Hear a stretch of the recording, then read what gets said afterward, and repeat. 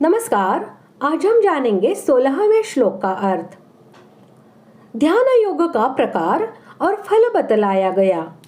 अब ध्यान योग के लिए उपयोगी आहार, विहार और शयन आदि के नियम किस प्रकार के होने चाहिए, यह जानने की आकांक्षा पर भगवान उसे 2 श्लोकों में कहते हैं। श्लोक 16। नात्यश्नतस्तु योगोऽस्ति न चैकान्तमनश्नतः न चाति स्वप्नशीलस्य जाग्रतो नैव चार्जुन। श्लोक का अर्थ। हे अर्जुन, यह योग न तो बहुत खाने वाले का, न बिल्कुल न खाने वाले का, न बहुत शयन करने के स्वभाव वाले का और न सदा जागने वाले का ही सिद्ध होता है। परमात्मा की प्राप्ति के जितने भी उपाय हैं, सभी का नाम योग है, किंतु यहाँ ध्यान योग का प्रसंग है, इसलिए यहाँ योग शब्द को उस ध्यान योग का वाचक समझना चाहिए, जो संपूर्ण दुखों का आत्यंतिक नाश करके परमानंद और परम शांति के समुद्र परमेश्वर की प्राप्ति करा देने वाला है।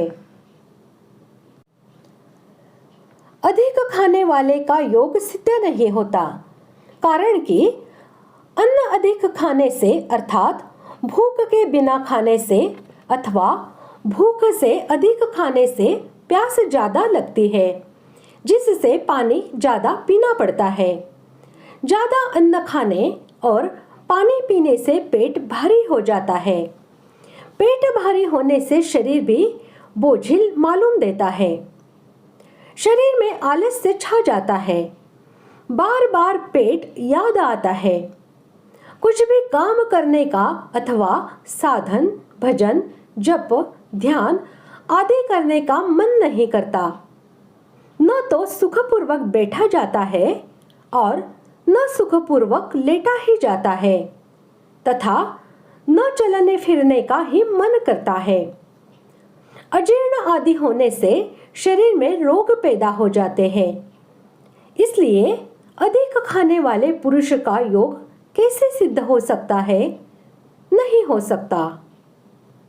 ऐसे ही बिल्कुल न खाने से भी योग सिद्ध नहीं होता, कारण कि भोजन न करने से मन में बार बार भोजन का चिंतन होता है।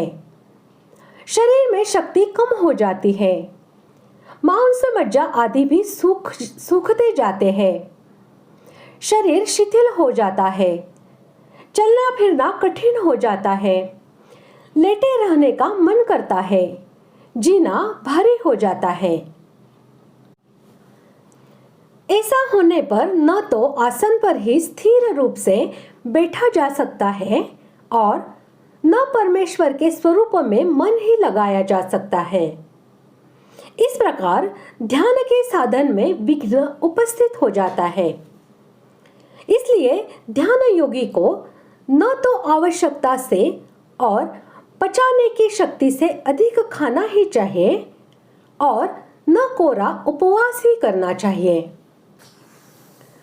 बहुत सोने वाले और सदा जागने वाले का ध्यान योग सिद्ध नहीं होता।